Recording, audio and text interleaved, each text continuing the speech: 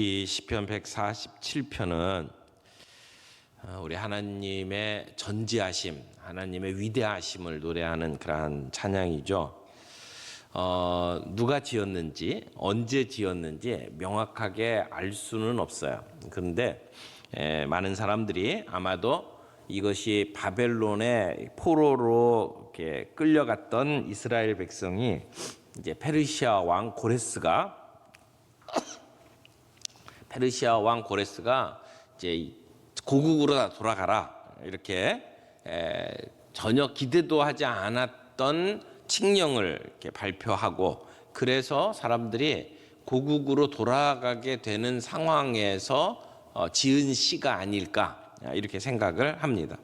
그리고 지금 이제 오늘 우리가 함께 읽은 이 시편 147편은 146편에서 150편까지 하나님을 찬양하라라고 하는 뜻의 할렐루야로 시작하는, 그래서 할렐루야로 시작하고 할렐루야로 끝을 맺는 할렐루야 시편 중에 하나다 이렇게 말할 수가 있습니다.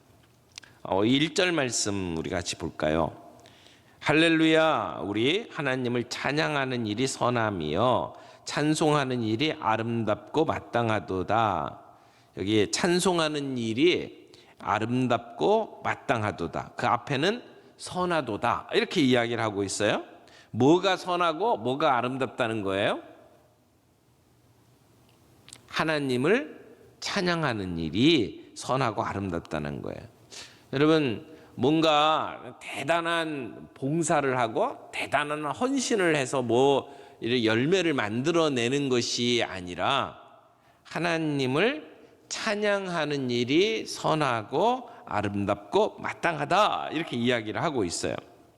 그러니까 찬송하는 일이 그렇게 멋지고 아름답고 좋은 일이고 마땅한 일이다라고 하는 것이죠. 그런데 그 뒤에 보면 우리가 왜 찬송해야 되는지에 대한 이유가 나와요. 마땅히 찬송해야 될 이유가 있어서 찬송을 하라고 하는 것이죠. 사실 우리가 하나님의 피조물입니다. 피조물이 우리를 지으신 창조주 하나님을 가장 기쁘시게 할 수 있는 일이 뭘까라고 생각을 하면 그 하나님을 찬양하는 것이 최고다라고 하는 생각이 듭니다. 찬양한다는 것은 하나님의 이름을 높인다, 인정한다 그런 뜻이 담겨져 있잖아요. 그분이 우리를 위해서 무엇을 하셨고 정말 하나님은 어떤 분이다라고 우리가 말로 인정하는 게 찬양이에요. 하나님을 찬양한다라고 하는 것은 하나님이 어떠하신 분이다라고 하는 것을 우리가 인정하는 것이고, 그래서 그분 앞에 무릎을 꿇는 것이고, 그래서 우리의 그런 하나님을 인정하고 하나님을 높이는 우리의 모습을 하나님이 기뻐하신다라고 하는 것이죠. 근데 우리 1절 보게 되면 1절에 하나님을 찬양하는 일, 그 다음에 뒤에는 찬송하는 일, 그래서 찬양, 찬송 이렇게 번역이 되어 있는데, 히브리어 원문을 보게 되면 앞에 있는 찬양이라는 것이 잠메라라고 하는 단어를 사용을 했고, 뒤에 찬송이라고 하는 것은 테힐라라고 하는 단어를 사용을 했어요. 이 잠메라라고 하는 단어는 우리가 입술로 하나님을 찬양하는 것뿐만이 아니라 모든 악기를 다 동원해서 노래 부르는 것, 이것을 잠메라라고 하는 그러한 단어의 의미고, 테힐라라고 하는 것은 공개적으로 사람들 앞에 하나님의 영광을 높이는 것을 얘기를 해요. 그러니까 앞에 있는 것과 뒤에 있는 게 약간 다른 의미를 가지고 있는 거잖아요. 그런데 이런 두 가지 다른 단어를 사용해 가면서 그렇게 하나님을 높이고 찬양하고 노래하는 것이 얼마나 중요한 것인지를 오늘 성경은 이야기를 하고 있어요. 그러니까 우리가 하나님을 찬양하는 것은 다양한 형식이 가능하다. 거기에 곡조를 붙여서 꾀꼬리 같은 목소리를 하든, 아니면 공개적으로 사람들 앞에 이 모든 것이 하나님이 하신 겁니다라고 선포를 하든, 이 모든 것들을 다 포함해서 찬양하는 것이 중요하다라고 하는 것을 이야기하고, 그 다음에 여기 선하다, 또 아름답다, 마땅하다 이런 표현을 썼는데 여기 선하다라고 하는 것은 우리가 그 성경에 굉장히 많이 나오는 단어예요. 토부라고 하는 단어인데 선하다라고 하는 것은 좋다 그런 뜻이에요. 좋다. 이 찬양하는 것이 우리에게 정말 좋은 것이다 그런 뜻이에요. 그 다음에 아름답다라고 했는데 이 아름답다라고 하는 말의 뜻은 우리를 기분 좋게 만들고 유쾌하게 만든다 이런 뜻이고요. 마땅하다라고 하는 것은 딱 들어맞고 적합하다 이런 뜻이에요. 그러니까 이 세 가지 의미를 다 종합을 하면 우리가 하나님을 높이고 곡조를 붙여서 찬양하고 이런 것들은 정말 좋은 일이다. 우리를 좋게 만들고 우리를 기분 좋게 유쾌하게 만들고 그리고 우리가 하나님을 대할 수 있는 딱 들어맞는 적합한 일이다. 이렇게 이야기를 하는 것이죠. 그것을 보면 이 찬양이라고 하는 것이 하나님을 높이고 하나님께 정말 좋은 것이기도 하지만 동시에 우리에게도 그렇게 좋은 거다. 우리에게 정말 좋은 것이다. 우리에게 유익한 것이다. 이렇게 이야기를 하는 거예요. 그러면 오늘 이 시편 147편에서 무엇 때문에 찬송해야 된다고 이야기를 하느냐? 3절 말씀 보세요. 상심한 자들을 고치시며 그들의 상처를 싸매시는 도다. 우리 마음이 상한 자를 고치시는 하나님. 우리 그렇게 고백하잖아요. 마음이 상한 자, 상심한 자를 다 고쳐주시는 하나님이시기 때문에 찬양해야 한다라고 하는 거예요. 그러면 어떤 치유가 일어나는 거예요? 2절부터 이어서 보면 그 내용이 더 분명해져요. 2절부터 보겠습니다. 여호와께서 예루살렘을 세우시며 이스라엘에 흩어진 자들을 모으시며 상심한 자들을 고치시며 그들의 상처를 싸매시는도다. 나라가 망해서 뿔뿔이 다 흩어졌어요. 그래서 포로로 끌려갔어요. 그런 상처를 이스라엘 백성들이 입었단 말이에요. 그들의 마음, 그들의 정서 다 무너져 버렸어요. 그렇지만 하나님께서 그 망한 나라를 일으키시고 회복시키시고 상처받은 백성들의 마음을 이렇게 고쳐서 치료하신다라고 하는 것을 이야기를 하는 거죠. 그것 때문에 지금 찬양해야 된다라고 이야기를 하는 거예요. 이 비슷한 내용이 이사야서에서 나오죠. 이사야서에 보면 이사야 61장 1절에 보면 이렇게 찬양합니다. 주 여호와의 영이 내게 내리셨으니 이는 여호와께서 내게 기름을 부으사 가난한 자에게 아름다운 소식을 전하게 하려 하심이라. 나를 보내사 마음이 상한 자를 고치며 포로된 자에게 자유를 갇힌 자에게 노임을 선포하며 이렇게 이야기를 하죠. 그러니까 지금 이사야도 우리를 치유하시는 마음이 상한 자를 고치시는 하나님을 찬양을 하고 있는 거예요. 그것이 오늘 이스라엘 역사 속에 실제로 벌어지는 거예요. 나라 잃고 포로로 끌려갔던 자들이 포기하면서 살아가는 사람들에게 어느 날 갑자기 너희 나라로 돌아가라 라고 하는 선포가 이루어졌다는 거예요. 하나님께서는 우리가 잘못하실 때 할 때에 우리를 치시는 하나님, 우리에게 징계하시고 책망하시는 하나님이시기도 하지만 동시에 하나님은 우리를 치유하시는 하나님이다. 여호와 라파, 치유하시는 하나님, 흩어졌던 자들을 다시 돌아오게 만드시는 하나님이시다. 그러니까 찬양해야 될 첫 번째 이유가 뭐다? 우리를 치유하시는 하나님이시기 때문이다 라고 하는 것이죠. 또 우리가 찬양해야 될 이유가 계속 이어지는데 뒷부분부터 먼저 살펴보죠. 오늘 우리가 함께 읽지 않았는데 10절부터 12절까지의 내용을 쭉 보게 되면 이것 때문에 감사하라고 이야기를 해요. 10절에 여호와는 말의 힘이 세다 하여 기뻐하지 아니하시고 사람의 다리가 억세다 하여 기뻐하지 아니하시고. 여기 말의 힘, 이렇게 군마들 있죠. 전쟁을 할 때는 말 타고 싸우잖아요. 사람이 말하고 싸워서 이길 수가 없어요. 말의 힘이 대단합니다. 그래서 말의 힘 그러면 이건 군사력을 이야기하는 거예요. 사람의 다리는 힘을 상징하는 말이죠. 근데요, 이 이스라엘 백성들이 이런 힘을 다 경험을 했잖아요. 바벨론의 침공을 받고 그들이 얼마나 무서운 사람들인지를 경험을 했잖아요. 강대국에 의해서 그 말발굽 아래에 처참하게 무너지는 것을 경험했던 사람들이잖아요. 그래서 지금 포로로 끌려왔잖아요. 그러니까 말의 힘이 얼마나 센지를 요즘 표현으로 레알하게 이미 다 경험을 했단 말이에요.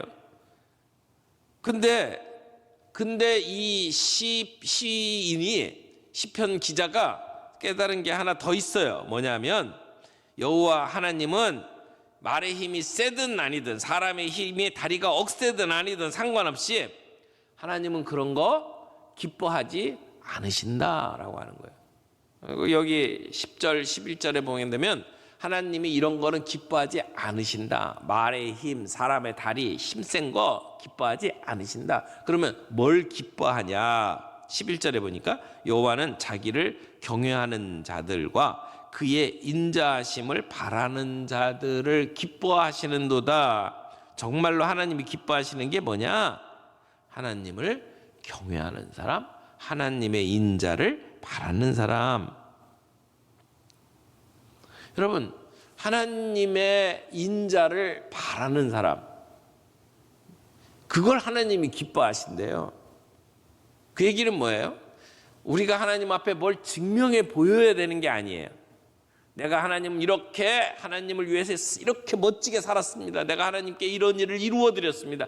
하나님이 그걸 기뻐하시는 게 아니라 하나님 도와주세요라고 하나님의 인자심을 바라보고 의지하는 사람을 하나님 기뻐하신다는 거죠. 그래서 오늘 이 시인이 그렇게 노래를 합니다. 12절에 보니까 예루살렘아 여호와를 찬송할지로다. 시온아 내 하나님을 찬양할지어다. 지금 포로로 끌려가 있던 사람들이 뭐 대단한 업적을 남겼나요? 그들이 무슨 뭐 성전을 짓고 그들이 뭐 대단한 제사를 드렸나요? 그게 아니고 그 힘든 가운데 하나님하고 하나님을 바라보는 것 자체를 하나님이 기뻐하신다는 거예요. 그래서 찬송할지어다. 노래를 부르는 거죠. 그러면 하나님이 어떠하신 하나님의 인자하심이 어느 정도냐라고 하는 것이 이제 앞부분에 다 나와요. 그게 이제 8절에 그가 구름으로 하늘을 덮으시며 땅을 위하여 비를 준비하시며 산에 풀이 자라게 하시며 들짐승과 우는 까마귀 새끼에게 먹을 것을 주시는도다. 하나님의 인자하심, 사랑하심을 이렇게 표현을 하는 거예요. 하늘에 구름이 걸리도록 만들고 그 구름 가운데 비가 오게 만드시는 하나님. 그래서 하나님은 그 인자하심으로 그 땅에 있는 모든 사람들이 배불리 먹고 마실 수 있도록 만들어 주시는 하나님. 뿐만 아니라 산에 풀이 자라게 하시고 산에 풀 하찮은 것들이잖아요. 보잘것없는 것이잖아요. 아무도 관심 가지고 있지 아니하는 풀조차도 하나님께서 구름을 준비하시고 비 내려 주셔서 그들을 자라게 만드신다. 그리고 여기 들짐승, 우는 까마귀 새끼 이렇게 이야기를 하죠. 들짐승은 사람들의 보호를 받지 못하고 사는 야생 동물들을 이야기하는 것이고, 특별히 까마귀, 성경에서 보통 까마귀는 부정한 짐승이에요. 유대인들은 까마귀가 새끼를 낳자마자 버린다라고 생각을 하고 있습니다. 그래서 까마귀 새끼, 아무에게도 관심의 대상이 되지 못하고 오히려 부정하다고 꺼리는 그러한 대상, 심지어 어미에게서까지도 버림받는 그러한 존재. 그런데 하나님께서는 그런 들짐승과 까마귀 새끼까지도 돌보시는 하나님, 그들에게 먹을 것을 주시는 하나님. 그러면 하나님께서는 산에서 자라는 잡초들, 그리고 들짐승, 사람들이 부정하다고 여기는 까마귀 새끼들까지도 관심을 가지고 키우시는 하나님이시라면, 그러면 하나님의 자녀는 하나님이 내버려 두실까요? 그런 얘기예요. 하나님은 그렇게 인자가 많으신 분이다라고 하는 거예요.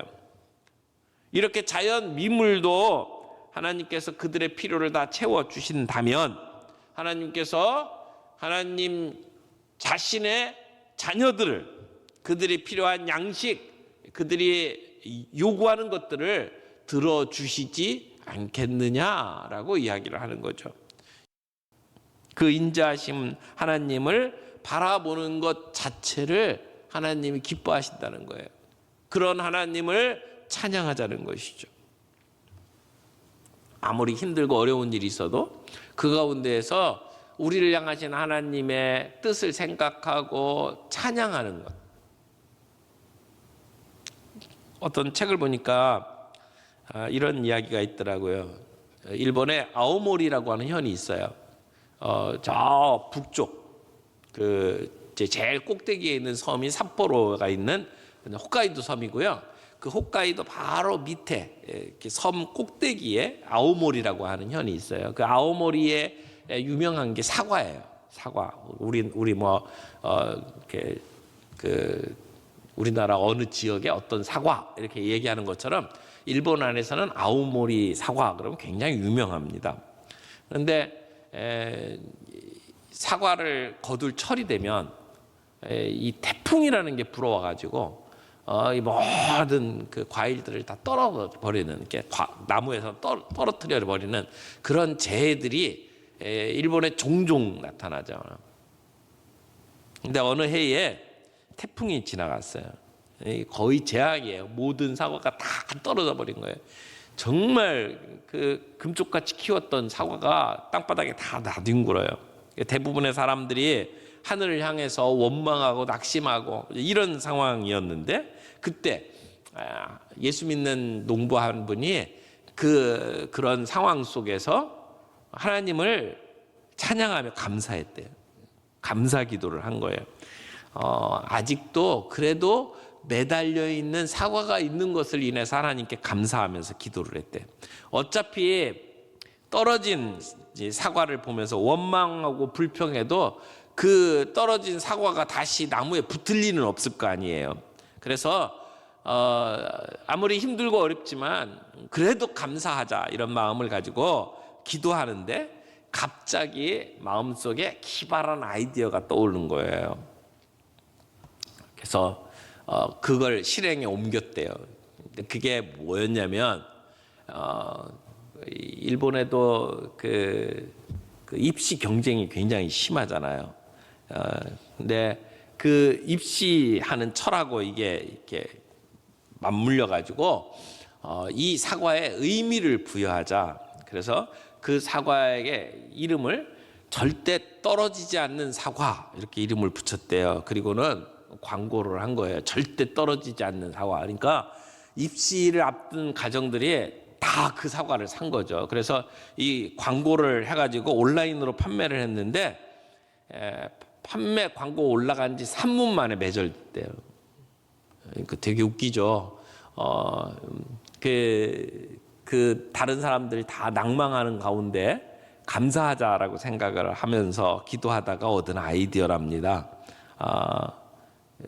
평소에 받던 것보다 훨씬 비싼 가격으로 그 사과를 팔 수 있었다라고 이야기를 합니다.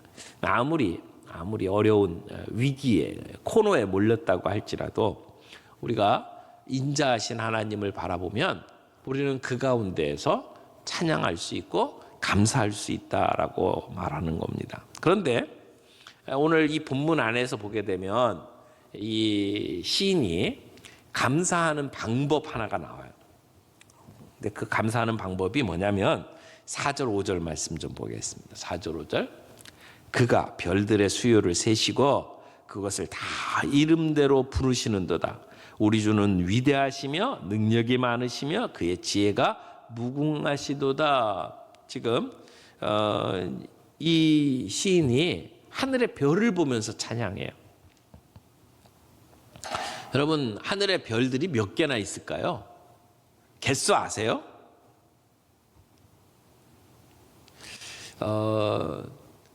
정확하게 알 수 있는 방법은 없는데요. 다 추측이에요. 과학자들이 추측을 하는데 우리가 속해 있는 은하계 안에 별들이 약 1000억 개에서 4000억 개의 별이 있다 이렇게 얘기를 해요.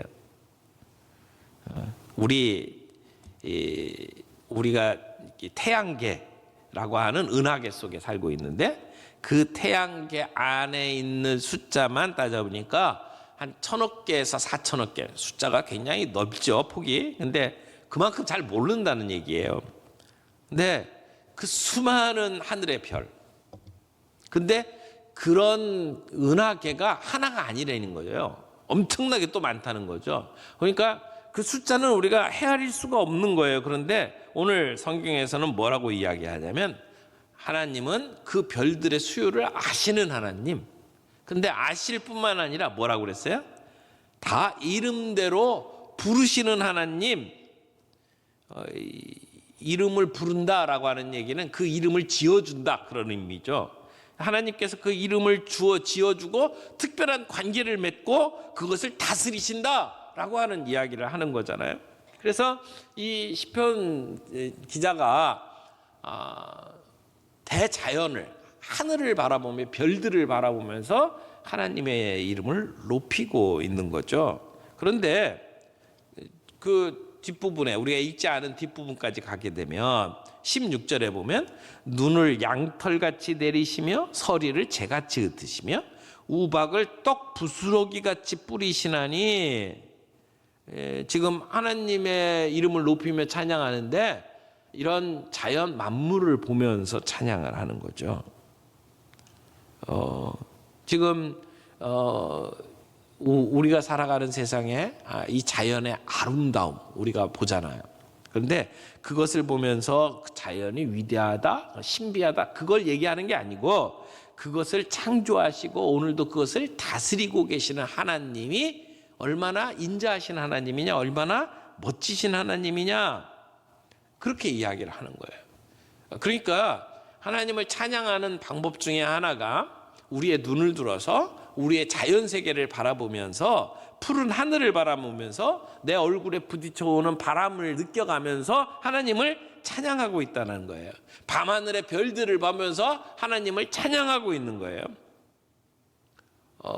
우리가 그렇게 하나님을 찬양할 수 있기를 바랍니다. 지금 오늘 이 시편의 시인이 하나님을 찬양하는 모습들을 보세요. 그 들녘에 있는 풀들을 보면서도 하나님을 찬양하고, 그 까마귀 새끼를 보면서도 하나님을 찬양하고 있잖아요. 오늘 우리의 자연 만물을 보면서 그 하나님을 찬양하고 있는 시인의 모습처럼 우리들의 삶 속에서도 그렇게 하나님을 노래하며 찬양할 수 있기를 바랍니다. 우리 찬송가 78장을 보게 되면 그런 찬송이 있어요. 저 높고 푸른 하늘과 수많은 빛난 별들을 지으신 이는 창조주, 그 솜씨 크고 크셔라. 날마다 뜨는 저 태양, 하나님 크신 권능을 만백성 모두 보라고 만방에 두루 비치네, 이렇게 찬양하고 있죠. 해지고 황혼 깃들 때 동편의 달이 떠올라 밤마다 귀한 소식을 이 땅에 두루 전하네. 행성과 항성 모든 별 저마다 제 길 돌면서 창조의 기쁜 소식을 온 세상 널리 전하네. 엄숙한 침묵 속에서 뭇별이 제 길을 따르며 지구를 싸고 돌 때에 들리는 소리 없어도 내 마음 귀가 열리면 그 말씀 밝히 들리네. 우리를 지어내신 대주제 성부 하나님, 이렇게 찬양하죠. 이런 찬양이야말로 정말 자연 만물을 보면서 하나님의 이름을 높이는 그런 대표적인 찬송이 아닌가 하는 생각을 합니다. 자, 오늘 우리에게 주신 이 말씀을 마음속에 잘 담고 우리도 그런 찬양에 흠뻑 빠지는, 하나님 앞에 찬양하며 나아갈 수 있는 저희들이 되기를 바랍니다. 그 찬양이 얼마나 좋은 것인지, 얼마나 아름다운 것인지, 얼마나 마땅한 것인지를 우리가 깨달아 알기를 원하고, 그렇게 찬양하기 위해서 우리의 눈을 들어 자연 만물을 보면서 하나님이 지으신 세상을 바라보면서 우리 주변에 있는 물건들을 보면서 그렇게 하나님을 찬양하면서 하나님 앞에 나아가는 저와 여러분들이 되기를 바랍니다. 그런 찬양하는 사람, 그렇게 하나님을 의지하는 사람은 하나님이 기뻐하신다라고 하는 사실 깨달을 수 있고, 또 우리의 상한 것 마음을 치유하시는 하나님, 때로는 어둡고 힘든 그러한 코너에 우리가 몰릴지라도 그 가운데 하나님은 우리를 치유하시고 우리를 회복시키시는 하나님이심을 믿고 힘들고 어려운 가운데에서도 하나님을 찬양할 수 있는 저와 여러분들이 되기를 바랍니다.